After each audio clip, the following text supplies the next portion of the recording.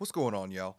I'm going to show you how to use outboard gear with Studio One, and specifically using a bus compressor over your mix, and just using a piece of outboard gear with the single track, and how to be able to print that so you can take that piece of gear and maybe use it on another track.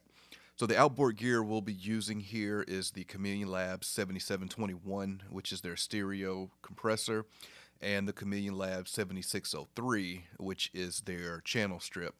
So I've got a track here that I recorded with Leia, and the vocal is going through the 7603, and the whole mix is going through the 7721. I have it connected to my Quantum 4848, and once I get into Studio One, I'll show you using Pipeline to connect the outboard gear, or to get the outboard gear into Studio One. But right now I'm just going to show you what I'm doing with the outboard gear, which I'm not really mixing this. I'm just doing this just to show some examples here. So I've got the compressor out right now. I'm going to play the track and turn the compressor in so you can hear how it's sounding with the compression. And what I'll do with the vocal is I'll turn the EQ in, and I'll bring up the high pass filter up to the 320 to give it that high pass effect, and I'll boost the gain on it a little bit just so you can hear what that's sounding like, so you can hear how we've got it in Studio One. All right, here we go. That's what I heard you saying to me. I'm just a situation. I'm just a situation, do you?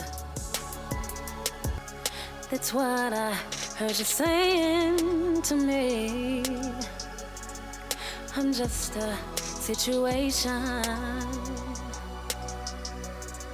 I'm just a situation, do you? So that'll be the audio that we'll be using with the outboard gear in Studio One. Okay, let's jump over to Studio One. Okay, so we're in Studio One. I'm not going to be able to play the audio from here with the outboard gear because I'm using ScreenFlow, and the playback device is the Telestream audio capture from ScreenFlow. So I'm just going to go through this. But this red track is the vocal. I've got the beat here. So across my main output, I've got the 7721, which is the bus compressor.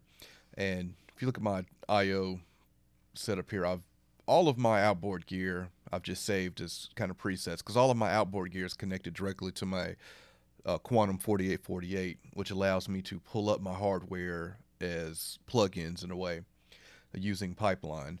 So Pipeline stereo here for the main outputs, and I've got the compressor set there.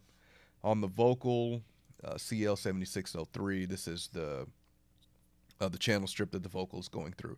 So for the vocal, if you want to, say I want to take the 7603 and use it on, say, a drum track or something else, so I need to print what I have for the vocal so I can use it on something else. You would just go to bounce to new track, which is under event, and you've got a bounce to new track. So what that's going to do,